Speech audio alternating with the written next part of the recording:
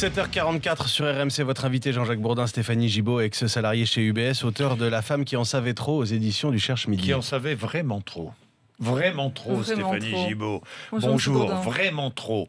Vous étiez salarié UBS. Oui. UBS, c'est une grande banque suisse. Hein. L'ancienne Union des banques suisses. Voilà, l'ancienne Union des banques suisses. 2008, c'est bien cela? Oui. Vous refusez de détruire des données concernant les clients de votre employeur de l'époque, d'UBS. Absolument. On me demande à plusieurs reprises de détruire des fichiers. Et comme je ne comprends pas ce qu'on me demande, je refuse de le faire. Ce qui me surprend surtout, c'est que ça a lieu dans le cadre d'une perquisition qui vient d'avoir lieu dans le bureau du directeur général. Et je ne comprends pas. Tout cela se passe en Suisse ou en France? Chez nous, à Paris, chez UBS à Paris. Oui. UBS Paris. Bon, et ces clients sont des clients français qui sont allés Absolument. cacher de l'argent en Suisse. Alors pas tous, c'est là justement où la banque se défend en disant mais vous comprenez, tout ce qu'on fait en France est absolument légal. Cela étant, tous les fichiers qu'on m'a demandé de détruire étaient des fichiers avec des noms de clients qui étaient reliés à des chargés d'affaires en France et ou à l'étranger. Et à l'étranger, notamment en Suisse, au Luxembourg et en Belgique. Oui. Vous refusez et là, votre vie normale vole en éclats.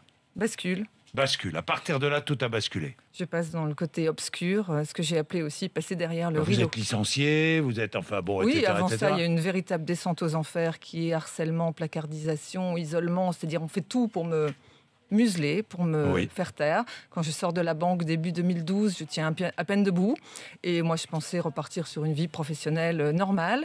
Et en fait, l'affaire est devenue publique puisque un journaliste qui s'appelle Antoine Peillon a sorti ce livre, c'est 600 milliards qui manquent à la France. Et je suis médiatisée à partir du moment où Antoine Peillon sort ce livre, puisque je suis l'une de ses sources. Et le fait d'être médiatisée, c'est ce que vous disait mon amie Irène Frachon l'autre jour, ça crée un cordon sanitaire. Et en même temps, moi, ça m'a empêché de repartir vers une vie professionnelle, puisque tout le monde me dit « Mais madame, on ne peut pas embaucher quelqu'un comme vous, vous faites peur. » Vous faites peur. Vous êtes une lanceuse d'alerte. Exactement. Une lanceuse d'alerte. Il y a des lanceurs d'alerte dans différents domaines, comme Irène Frachon, comme tant d'autres. Vous êtes une lanceuse d'alerte. Et le fait d'avoir finalement dénoncé des pratiques... Enfin, dénoncer, c'est même pas le mot, d'avoir informé les autorités et surtout informé le public, nous, informer que des pratiques délictueuses étaient faites, eh bien, ça vous coûte très cher. Alors, en fait, c'est même pire que ça. C'est même pire que ça, oui. On vous met en danger, puisqu'on vous utilise. Il est clair que toutes les informations que les douanes ont récupérées, ce sont des informations dont on est capable de prouver l'origine, puisqu'on vient de la banque. C'est-à-dire que vous avez fait gagner de l'argent à l'État français. Alors là, étape 1, on les a aidés pendant plusieurs années. Étape 2, on nous laisse tomber. Vous voyez bien, moi, ma situation aujourd'hui est catastrophique, d'où la tribune dans Mediapart hier pour appeler l'opinion publique, c'est-à-dire appeler la société civile à dire mais il y a un tel dysfonctionnement dans ce pays, c'est quand même pas normal d'aider l'État, que l'État vous laisse tomber et qu'en plus il se gargarise dans les médias, de dire, mais par exemple, ces 38 000 comptes pour 12 milliards d'euros chez UBS, c'est grâce à nous. Mais non, c'est grâce à ceux qui, derrière, ont mis leur vie en danger pour aider tous ces fonctionnaires d'État qui ont pu travailler. Oui. Donc vous demandez un statut. Hein. Il y a un projet de loi Sapin qui doit être présenté mercredi prochain, qui évoque ce sujet et qui propose la mise en place de quoi? D'une autorité externe. Est-ce que vous savez exactement ce qui sera habilité à y travailler, qui sera habilité à dire mais ces lanceurs d'alerte, on va les aider. En fait, tout ça, si vous voulez, c'est pour moi, vu de l'extérieur, un premier pas qui est intéressant, important, mais en même temps qui est aussi que des mots, parce que j'ai lu que les lanceurs d'alerte pourront plus être licenciés. Mais en gros, c'est ce qui m'est arrivé chez UBS. On m'a laissé 3 ans en état, si vous voulez, de mort lente. Jusqu'au moment où je sors. Parce que si vous êtes dans l'entreprise dont vous dénoncez les fonctionnements les plus importants, il est bien évidemment que l'entreprise fait en sorte de vous museler à l'intérieur. Donc moi, j'ai interpellé M. Sapin par courrier à 2 ou 3 reprises, le président de la République, M. Urvoest. On n'a absolument... Enfin, je n'ai aucune réponse à mes courriers. J'étais obligée d'appeler le médiateur de la République parce qu'en plus de ça, il y a une espèce de harcèlement en bande organisée de toutes les administrations qui vous tombe dessus, vous ne comprenez pas pourquoi. Et en plus,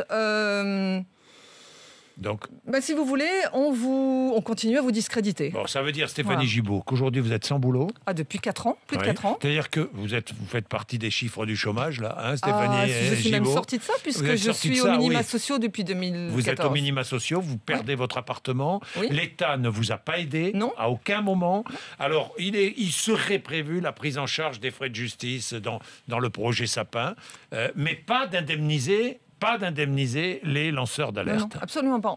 L'État nous abandonne. Oui. L'État nous abandonne. C'est vraiment très, très important parce que depuis hier, j'ai reçu des centaines et des centaines de messages d'autres lanceurs d'alerte qui ne sont pas sur des affaires aussi importantes que la mienne. Oui, là, chez UBS, on est sur une affaire d'État parce que c'est une des banques les plus puissantes au monde et qui est la banque des oligarches, des plutocrates.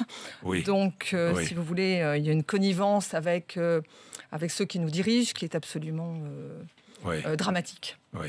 Donc, j'ai été obligée sur mon cas d'appeler la CEDH, la Cour européenne des droits de l'homme, parce qu'il y a un abandon de l'État qui est absolument impressionnant. Et en plus, on essaye de proposer des solutions. Quand j'ai écrit à François Hollande, je lui ai expliqué que peut-être qu'on pouvait faire de ces rapatriements d'argent on pourrait avoir des idées, notamment parce que j'ai rencontré Mme Ziaten au mois de janvier, Mme Ziaten qui est protégée donc, par l'État français, où je lui disais, mais pourquoi est-ce qu'on ne prendrait pas un pourcentage des sommes qui rentrent à Bercy pour aider à la déradicalisation des jeunes en banlieue?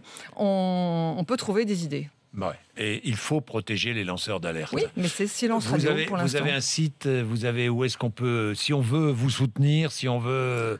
Alors, oui, moi j'ai un site qui s'appelle stéphaniegibault.com. Oui. Je suis sur Twitter, sur Facebook. Oui, bon, d'accord. Merci Stéphanie Gibault. Merci, je vais Monsieur interpeller le ministre des Finances qui est avec moi tout à l'heure, Michel Sapin. Mais je vais le faire, ne vous inquiétez pas.